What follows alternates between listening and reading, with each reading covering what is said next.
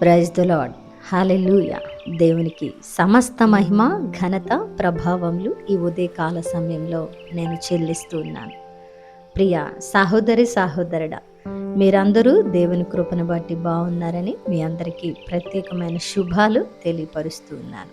మరి ఈ యొక్క మిర్రర్ ఆఫ్ క్రైస్ట్ నుండి వచ్చే డైలీ వాగ్దానం మిమ్మల్ని ఎంతగానో బలపరుస్తుంది అని నమ్ముతూ ఉన్నాను. తప్పకుండా వింటున్న ఈ ఒక్క వాక్యాన్ని ఇతరులకు తెలియపరచండి, షేర్ చేయండి. రెండవది, టీవీ పరిచర్యను జరిగిస్తూ ఉన్నాం. దానికి మీ యొక్క సహకారం చాలా అవసరమైంది.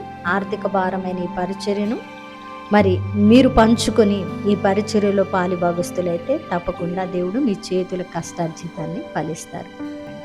మరి ఈరోజు దేవుడు మనతో మాట్లాడుతున్న అద్భుతమైన మాటను బట్టి బలపరచబడదాం. రోమపత్రిక 8వ అధ్యాయము 28వ వచనము.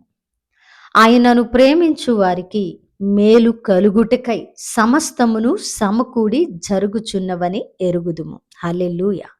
ప్రియ సహోదరి సహోదరుడా, నీ జీవితంలో ఈరోజు ఏ కష్టం వచ్చినా, నష్టం వచ్చినా, అనుకోని సంఘటన నీ జీవితంలో ఎదురైనా, నువ్వు దేవుని ప్రేమించి ఆయన ఆజ్ఞలో ఆయన చిత్తములో నడుస్తున్న వ్యక్తివైతే అవన్నీ కూడా నీకు మేలులుగా మారతాయని, సమస్తము సమకూడి జరిగి నీకు మేలు కలుగుతుందని ఈరోజు శుభ వాగ్దానాన్ని దేవుడు మన పక్షమున చేస్తూ ఉన్నారండి.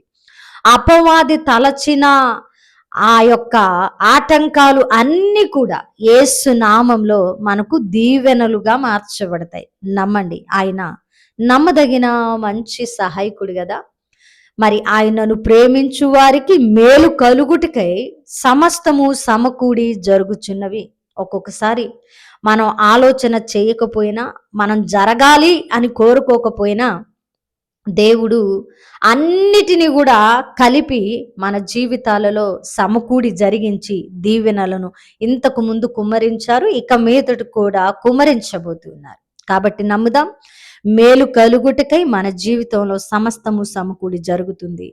అపవాది తంత్రాలు, అపవాది పన్నాగాలు అన్నీ లయపరిచి వాటిని దేవుడు దీవెనలుగా మార్చబోతున్నారు. హల్లెలూయా. వినవాక్యము ఫలింపు కొరకు ప్రార్థన.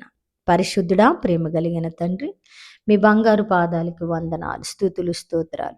అద్భుతమైన మాట ద్వారా మాతో మాట్లాడి మా హృదయాలను కట్టి బలపరిచినందుకు వందనాలు ప్రవ్వా.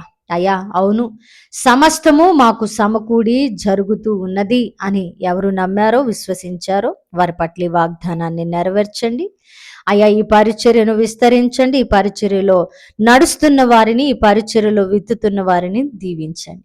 చేసిన ప్రార్థనకు దీవెన జవాబిచ్చారని నమ్ముతూ ఈ ప్రార్థన నజరుడైన యేసుక్రీస్తు నామమున సమర్పించి అడిగి వేడుకుంటున్నాము తండ్రి.